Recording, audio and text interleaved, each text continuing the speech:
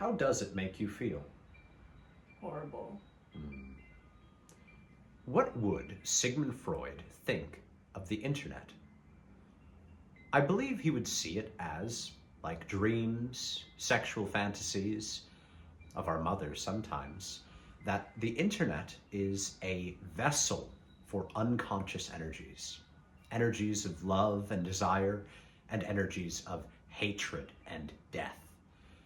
All in all, a place where our unconscious minds are able to flow freely, unrestricted by anonymity. We're able to say anything that we want because we can't see the other person's face, just like she can't see my face right now. In the analytic session, the analyst's face is not able to be seen because this allows the analysand to project. When we don't see another person's face, we are able to create all of these horrible projections about them.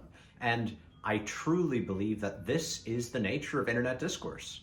When you can't see the other, they become anything that you want them to be. They become the ideal lover. They become the ideal enemy. And all of this happens because it makes money. It draws attention. When we talk about video retention, or when we talk about click-through rates, we're talking about the lowest form of our drives being satisfied by content.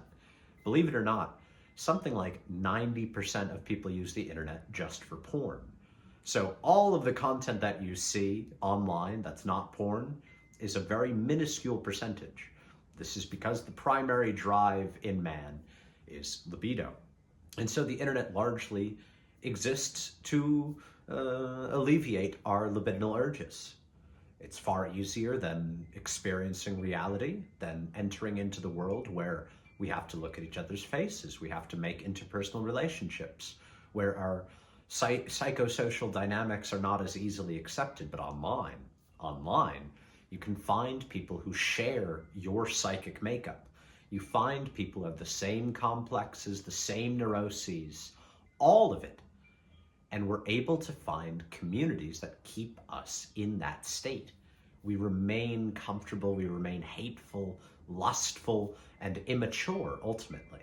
We don't reach past that point because we're not experiencing life. We're not experiencing real life. When we invest so much of our natural drives into a fictional space like the internet, we are unable to reach out. We invest so much of our life into a fantasy.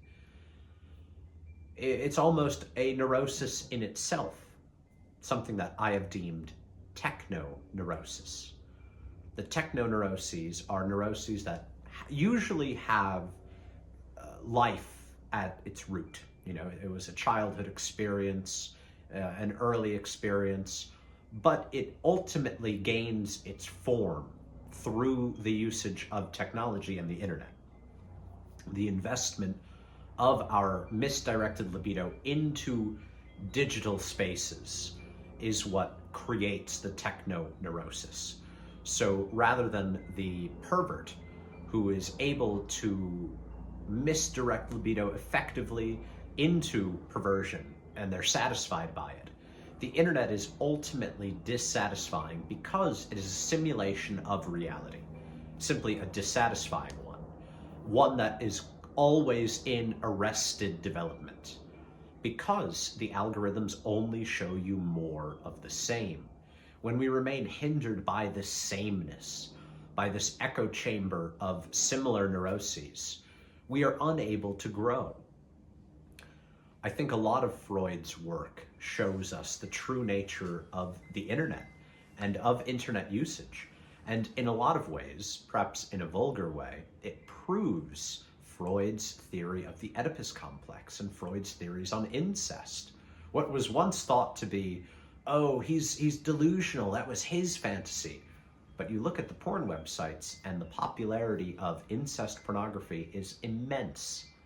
We have direct proof of Sigmund Freud's theories through the internet. So in some ways, I think Freud would be very happy about the internet. He would see it as a place where one could very clearly witness the unconscious in action, where one is given an endless archive of human desire and human hatred, from which we have nearly infinite material to analyze. And largely this has been the work of my channel of MemeAnalysis, where I'm trying to do a bit of psychoanalysis of the internet, of you. So, what would Freud think of the internet? It's something to think about. If you enjoyed this video, I'm going to be taking a look at what lots of other thinkers would think of the internet. As always, remember, memes matter. If you found this video informative, and you found some of my videos informative, consider reaching out to book a tarot card reading with me. And very soon, we're going to be having a deck of cards that we made.